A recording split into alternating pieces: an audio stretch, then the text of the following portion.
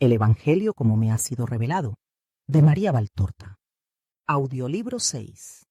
Pasión y muerte de Jesús. Capítulo 606.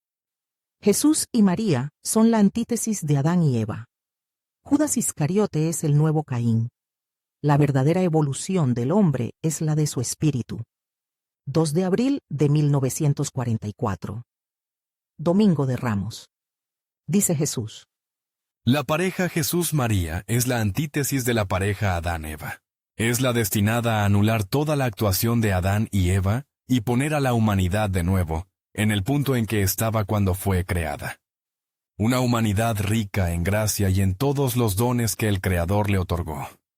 La humanidad ha experimentado una total regeneración por la obra de la pareja Jesús-María, quienes, así, han venido a ser los nuevos fundadores de la humanidad. Todo el tiempo precedente ha quedado anulado. El tiempo y la historia del hombre se cuentan a partir de este momento en que la nueva Eva, por una inversión de términos en la creación, forma de su seno inviolado, por obra del Señor Dios, al nuevo Adán. Pero para anular las obras de los dos primeros, causa de mortal enfermedad, de perpetua mutilación, de empobrecimiento, más, de indigencia espiritual. Porque después del pecado, Adán y Eva se encontraron despojados de todo lo que les había donado. Riqueza infinita, el Padre Santo. Estos segundos tuvieron que obrar en todo y por todo, de forma opuesta a la en que obraron los dos primeros. Por tanto, llevar la obediencia hasta la perfección que se aniquila y se inmola en la carne, en el sentimiento, en el pensamiento, en la voluntad, para aceptar todo lo que Dios quiere. Por tanto, llevar la pureza a una castidad absoluta, por la cual la carne. ¿Qué fue la carne para nosotros dos? Puros. Velo de agua sobre el espíritu triunfante, caricia de viento sobre el espíritu rey, cristal que aísla al espíritu Señor, y no lo corrompe, impulso que eleva y no peso que oprime. Esto fue la carne para nosotros, menos pesada y susceptible de ser sentida que un vestido de lino. Leve substancia interpuesta entre el mundo y el esplendor del yo sobrehumanado. Medio para poner por obra aquello que Dios quería, nada más. ¿Poseímos el amor? Cierto que sí. Poseímos el perfecto amor. No es hombres amor, el hambre carnal, que os mueve ávidos, a saciaros de una carne. Eso es lujuria, nada más. Esto es tan cierto, que amándos así, vosotros lo consideráis amor, no sabéis compadeceros recíprocamente, ayudaros, perdonaros. ¿Qué es entonces vuestro amor? Es odio. Es únicamente delirio paranoico que os mueve a preferir el sabor de pútridos alimentos antes que el sano, fortalecedor alimento de selectos sentimientos. Nosotros tuvimos el perfecto amor, nosotros los castos perfectos. Este amor abrazaba a Dios en el cielo, y a Él unido, como lo están las ramas con el tronco que las nutre, se extendía y descendía distribuyendo magnánimamente descanso, protección, alimento, consuelo para la tierra y sus habitantes. Ninguno estaba excluido de este amor, ni nuestros semejantes, ni los seres inferiores, ni la naturaleza herbácea, ni las aguas, ni los astros. Ni siquiera los malos quedaban excluidos de este amor. Porque estos seguían siendo, aunque fueran muertos, miembros del gran cuerpo de la creación, y por tanto veíamos en ellos la santa efigie del Señor, aunque fuera, a causa de su maldad, una efigie deformada y ensuciada, que los había formado a su imagen y semejanza. Nosotros amamos, gozando con los buenos, llorando por los no buenos, orando, amor fáctico que se manifiesta impetrando y obteniendo protección para aquel a quien amamos, orando por los buenos para que fueran cada vez mejores y que fueran acercándose cada vez más a la perfección del bueno que desde el cielo nos ama, orando por los que vacilaban entre la bondad y la maldad, para que se fortalecieran y supieran perseverar en el camino santo, orando por los malos, para que la bondad hablara a su espíritu, incluso abatiéndolos con un rayo de su poder, pero convirtiéndolos al Señor su Dios. Nosotros amamos así, como ningún otro amó, llevamos el amor a las cimas de la perfección, para colmar con nuestro océano de amor, el abismo excavado por el desamor de los primeros, que se amaron a sí mismos más que a Dios, queriendo tener más de lo que era lícito, para ser superiores a Dios. Por tanto, nosotros tuvimos que unir a la pureza, a la obediencia, a la caridad, al desapego de todas las riquezas de la tierra, carne, poder, dinero, el trinomio de Satanás opuesto al trinomio de Dios, o sea, fe, esperanza, caridad, y oponer al odio, a la lujuria, a la ira, a la soberbia, las 4 pasiones perversas, antítesis de las 4 virtudes santas, fortaleza, templanza, justicia, prudencia. Tuvimos que unir y oponer una constante práctica de todo lo que se oponía al modo de actuar de la pareja Adán-Eva. Y si mucho nos resultó, por nuestra buena voluntad sin límites, incluso fácil, solo el Eterno sabe cuán heroico nos resultó esta práctica en ciertos momentos y en ciertos casos. Aquí solo quiero hablar de uno de estos momentos, y de mi madre, no mío. De la nueva Eva, la cual ya había rechazado desde sus más tiernos años las lisonjas usadas por Satanás para seducirla a morder el fruto y probar aquel sabor que había desquiciado a la compañera de Adán. La nueva Eva que no se había limitado a rechazar a Satanás, sino que le había vencido aplastándole bajo una voluntad de obediencia, de amor, de castidad tan grandes que él, el maldito, había resultado aplastado y subyugado. No, ciertamente Satanás no puede alzarse de debajo del calcañar de mi madre virgen. Suelta baba y arroja espuma, ruge y blasfema, pero su baba cae hacia abajo, y su grito no toca a esa atmósfera que envuelve a mi santa, que no siente hedor ni risas burlonas demoníacas, que no ve, ni siquiera ve, la asquerosa baba del reptil eterno, porque las armonías celestes y los celestes aromas danzan alrededor de ella enamorados en torno a su bella y santa persona, y porque su mirada, más pura que la azucena, y más enamorada que la de la paloma arrulladora, mira solo a su Señor eterno, de quien es hija, madre y esposa. Cuando Caín mató a Abel, la boca de su madre profirió las maldiciones que su espíritu, separado de Dios, le sugería contra su prójimo más íntimo, el hijo de sus entrañas profanadas por Satanás y embrutecidas por el intemperado deseo. Y esa maldición fue la mancha en el reino de lo moral humano, de la misma forma que el delito de Caín fue la mancha en el reino de lo animal humano. Sangre sobre la tierra, derramada por mano fraterna. La primera sangre que atrae, como milenario imán, toda la sangre que, extraída de las venas del hombre, la mano del hombre derrama, maldición sobre la tierra, proferida por boca humana. Como si la tierra no estuviera ya suficientemente maldecida por causa del hombre rebelde contra su Dios y hubiera necesitado conocer los abrojos y las espinas y la dureza de los terrones, de las sequías, de los granizos, de los hielos, del sol tórrido. Esa tierra que había sido creada perfecta, servida por elementos perfectos para que fuera morada fácil y hermosa para el hombre, su rey. María debe anular a Eva. María ve al segundo Caín, Judas. María sabe que es el Caín de su Jesús, del segundo Abel. Sabe que la sangre de este segundo Abel ha sido vendida por ese Caín, y ya está siendo derramada. Pero no maldice, ama y perdona, ama y llama.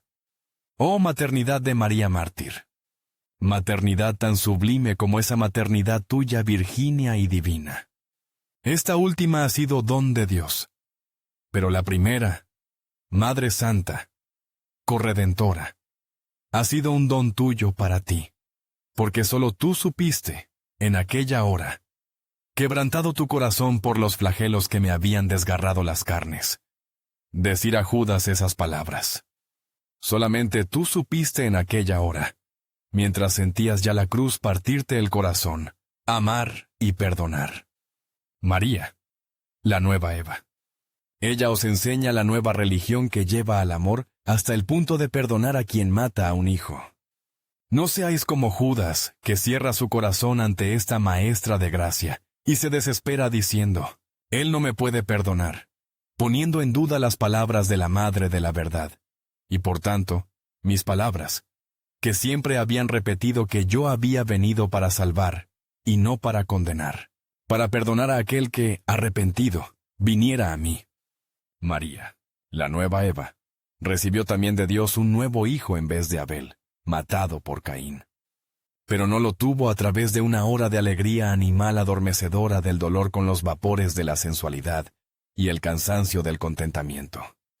Lo tuvo en una hora de dolor total, al pie de un patíbulo, entre los estertores del moribundo, que era su hijo, entre los improperios de una multitud deicida y en medio de una desolación inmerecida y total, porque ya Dios tampoco la consolaba. La vida nueva empieza para la humanidad y para cada uno de los seres humanos en María. En sus virtudes y en su modo de vivir está vuestra escuela. Y en su dolor, que tuvo todos los aspectos, incluso el del perdón al que entregó a la muerte a su Hijo, está vuestra salvación. Dice Jesús. Un día volveré a hablarte sobre Caín y los primeros padres. Hay mucho que decir y en qué meditar a este respecto. 5 de abril de 1944. Dice Jesús. En el Génesis se lee: Entonces Adán, siendo su mujer la madre de todos los vivientes, le puso el nombre de Eva. Oh sí, la mujer había nacido de la varona que Dios había formado para que fuera compañera de Adán, sacándola de la costilla del hombre. Había nacido con su destino doloroso porque había querido nacer. Porque había querido conocer aquello que Dios le había ocultado, reservándose la alegría de darle el gozo de la posteridad sin desdoro sensual. La compañera de Adán quiso conocer el bien que se oculta en el mal, y sobre todo, el mal que se oculta en el bien aparente. Seducida por Lucifer, tendió a conocer aquello que solo Dios podía conocer sin peligro, y se hizo creadora. Pero, usando indignamente esta fuerza de bien, la había corrompido transformándola en acto malo, pues que era desobediencia a Dios y malicia y avidez de la carne. Ya era ella la madre. Llanto infinito de las cosas en torno a la inocencia de su reina profanada. Y llanto desolado de la reina ante esa profanación suya, cuya entidad y cuya imposible anulación comprende. Si las tinieblas y los cataclismos acompañaron la muerte del inocente, también tinieblas y fuerte tormenta acompañaron a la muerte de la inocencia y de la gracia en los corazones de los progenitores. Había nacido el dolor en la tierra, y la providencia de Dios no quiso que fuera eterno. De forma que os da, después de años de dolor, la alegría de salir del dolor para entrar en la alegría, si sabéis vivir con corazón recto. Qué desdicha para el hombre si se hubiera hecho humanamente dueño de la vida, viviendo con el recuerdo de sus delitos y con el continuo aumento de estos, pues que vivir sin pecaros es más imposible que vivir sin respirar. Oh criaturas que habíais sido creadas para conocer la luz, y que, por el contrario, fuisteis envenenados por la tiniebla, que de sí misma os envenenó y os hizo de sí víctimas. La tiniebla os insidia continuamente. Os envuelve, y suscita de nuevo aquello que el sacramento había borrado. Y, dado que no le oponéis la voluntad de ser de Dios, logra envenenaros otra vez con el veneno que el bautismo había hecho inocuo. Dios Padre alejó al hombre, de cuya desobediencia los signos eran manifiestos, del lugar de las delicias paradisíacas, para que no pecase otra vez y más veces, alzando la mano ladrona hacia el árbol de vida. El Padre ya no se podía fiar de sus hijos, ni sentirse seguro en su terrestre paraíso. Satanás había entrado ya una vez, para incitar a sus criaturas predilectas y, si había podido inducirlos al pecado cuando eran inocentes, con mayor holgura habría podido repetirlo ahora que ya no lo eran. El hombre había querido poseer todo, no dejando a Dios el tesoro de ser el generador. Que se marchara, pues, este rey abatido y despojado de sus dones. Que se fuera con su riqueza, obtenida con violencia, y que se la llevara consigo a la tierra de exilio, para que le recordara siempre su pecado. La criatura paradisíaca había venido a ser criatura terrestre, y habrían de pasar siglos de dolor, para que el único que podía extender su mano hacia el fruto de la vida, viniera y recogiera ese fruto para toda la humanidad. Lo recogiera con sus manos atravesadas, y se lo diera a los hombres, para que volvieran a ser coherederos del cielo, y volvieran a poseer la vida que no muere nunca. Dice también el Génesis: Adán después conoció a su mujer Eva. Habían querido conocer los secretos del bien y del mal. Justo era que conocieran ahora también el dolor de deber, reproducirse en la carne con la ayuda directa de Dios, solo para aquello que el hombre no puede crear, o sea, para el espíritu. Chispa que parte de Dios. Soplo que infunde Dios, sello que en la carne pone el signo del Creador eterno. Y Eva dio a luz a Caín. Eva estaba cargada de su pecado. Llamo aquí vuestra atención acerca de un hecho que a la mayoría les pasa desapercibido. Eva estaba cargada de su pecado, y el dolor todavía no había sido sufrido en medida suficiente para disminuir su pecado. Como un organismo cargado de toxinas, ella había transmitido a su hijo todo aquello que en ella pululaba. Y Caín, primer hijo de Eva, había nacido duro, envidioso, iracundo, lujurioso, perverso, poco diferente a las bestias en lo relativo al instinto, mucho más animalesco que las bestias en lo relativo a lo sobrenatural, porque en su yo feroz negaba respeto a Dios, a quien miraba como a un enemigo, considerando que le era lícito no darle culto sincero. Satanás le asusaba a burlarse de Dios. Y quien escarnece a Dios, no respeta a nadie en el mundo, de forma que los que están en contacto con los despreciadores del Eterno, conocen la amargura del llanto porque no pueden esperar un amor reverente en su prole, ni una seguridad de amor fiel en el consorte, ni una certeza de amistad leal en el amigo. Numerosas lágrimas surcaron el rostro de Eva, y asenderearon su corazón por la dureza del hijo, y pusieron en su corazón el germen del arrepentimiento. Numerosas lágrimas que le obtuvieron una disminución de la culpa, porque Dios, ante el dolor de quien se arrepiente, perdona. Y la madre lavó en el llanto el alma de su segundogénito, que fue dulce, respetuoso para con sus padres, devoto hacia el Señor suyo, cuya omnipotencia sentía descender radiante de los cielos. Era la alegría de la mujer caída. Pero el camino del dolor de Eva debía ser largo y penoso, proporcionado a su camino en la experiencia pecaminosa. En este, estremecimiento de concupiscencia. En aquel, estremecimiento de aflicción. En este, besos. En aquel, sangre. De este, un hijo. De aquel, la muerte de un hijo, la de su predilecto, predilecto por su bondad. Abel se hace instrumento de purificación para la culpable. Pero qué purificación tan dolorosa que llenó con sus desgarradores gritos la tierra aterrorizada por el fratricidio, y que mezcló las lágrimas de una madre con la sangre de un hijo, mientras huía perseguido por su remordimiento aquel que, enemistado con Dios y con su hermano, al que Dios amaba, la había derramado. Dice el Señor a Caín: ¿por qué andas irritado? ¿Por qué, si faltas contra mí, te irritas porque no te miro benigno? ¿Cuántos Caínes hay en la tierra? Me tributan un culto de desprecio, un culto hipócrita, o no me tributan ningún culto, y quieren que los mire con amor y los colme de felicidad. Dios es vuestro Rey, no vuestro siervo. Dios es vuestro Padre. Pero un padre no es nunca un siervo, si se juzga según justicia. Dios es justo. Vosotros no lo sois, pero Él sí lo es, y no puede, pues que os colma de sus beneficios de manera desmedida por el solo hecho de que le améis un poco, no daros, pues que tanto le despreciáis, sus castigos. La justicia no conoce dos vías, su vía es única. Esto hacéis, esto recibís. Si sois buenos, recibís el bien.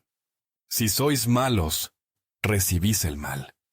Y, creedlo, siempre sobrepasa con mucho el bien que tenéis al mal que deberíais recibir por vuestra manera de vivir, en rebelión contra la ley divina.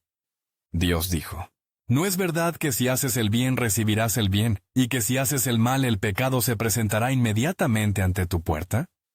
En efecto, el bien lleva a una constante elevación espiritual, y capacita cada vez más para cumplir un bien cada vez mayor, hasta alcanzar la perfección y hacerse santos. Por el contrario, basta ceder al mal para degradarse y alejarse de la perfección, y conocer la servidumbre del pecado que entra en el corazón y hace descender a éste, por grados, a una sucesiva y cada vez mayor culpabilidad. Pero sigue diciendo Dios, pero tendrás debajo de ti el deseo del pecado, y debes dominarlo. Sí, Dios no os ha hecho esclavos del pecado. Las pasiones están debajo de vosotros, no encima de vosotros. Dios os ha dado inteligencia y fuerza para dominaros. Incluso a los primeros hombres, castigados por el rigor de Dios, les dejó Dios inteligencia y fuerza moral. Y, desde que el Redentor ha consumado por vosotros el sacrificio, tenéis, como ayuda de la inteligencia y fuerza, los ríos de la gracia, y podéis, y debéis, dominar el deseo del mal. Con vuestra voluntad fortalecida por la gracia, debéis hacerlo. Por esto los ángeles de mi nacimiento le cantaron a la tierra: paz a los hombres de buena voluntad. Yo venía para traer de nuevo la gracia a los hombres. Mediante la unión de la gracia con la buena voluntad, los hombres tendrían la paz. La paz, gloria del cielo de Dios. Y Caín dijo a su hermano: vamos afuera. Una mentira que se lava bajo la sonrisa una traición asesina. La delincuencia siempre practica la mentira, respecto a sus víctimas y respecto al mundo al que trata de engañar. Y quisiera engañar incluso a Dios. Pero Dios lee los corazones. Vamos afuera. Muchos siglos después, uno dijo: salve, maestro, y le besó. Los dos Caínes escondieron el delito bajo una apariencia inocua, y dieron rienda suelta a su envidia, a su ira, a su abusiva violencia y a todos sus malvados instintos, descargando todo ello sobre la víctima porque no se habían dominado a sí mismos. Antes bien, habían hecho esclavo su espíritu del propio yo corrompido. Eva asciende por el camino de la expiación. Caín desciende por el camino del infierno, y en éste le hunde la desesperación que de él se apodera. Y con la desesperación, último golpe mortal asestado al espíritu ya languideciente por su delito, viene el miedo físico, vil, del castigo humano. El que ya no es ser que el cielo lleve en su memoria, ese hombre de alma muerta. Animal es que se estremece por su vida animal. La muerte, cuyo aspecto es sonrisa para los justos, porque por ella van a la alegría de la posesión de Dios. Terror es para los que saben que morir quiere decir pasar para siempre del infierno del corazón al infierno de Satanás. Y como alucinados, ven por todas partes venganza ya pronta para descargarse contra ellos. Pero sabed, hablo a los justos, sabed que si el remordimiento y las tinieblas de un corazón culpable permiten y fomentan las alucinaciones del pecador, a ninguno le es lícito erigirse como juez de su hermano, y mucho menos erigirse como justiciero. Solo uno es juez, Dios, y si la justicia del hombre ha creado sus propios tribunales, estos tienen la misión de administrar justicia. Y ay de los que profanen ese nombre y juzguen movidos por estímulo pasional propio, o por presión de poderes humanos. Maldición para aquel que se haga justiciero privado de un semejante suyo. Pero maldición aún mayor para el que sin factores de impulsivo encono, sino movido por frío cálculo humano, consigna a su semejante, sin justicia, a la muerte o al deshonor de la cárcel. Porque si el que mate al que mató recibirá un castigo 7 veces mayor, como dijo el Señor que sucedería al que matara a Caín. El que sin justicia condene, movido de servidumbre hacia Satanás enmascarado de pujanza humana, recibirá 77 veces el rigor de Dios. Esto tendríais que tenerlo siempre presente, especialmente en estos tiempos. Hombres que os matáis los unos a los otros para hacer de los caídos la base de vuestro triunfo. Y no sabéis que lo que hacéis es excavar bajo vuestros pies la trampa en que os hundiréis maldecidos por Dios y por los hombres. Porque yo dije, no matarás. Eva sube por su camino de expiación. El arrepentimiento va creciendo en ella ante las pruebas de su pecado. Quiso conocer el bien y el mal. Y el recuerdo del bien perdido es para ella como el recuerdo del sol para uno que, al improviso, hubiera quedado cegado.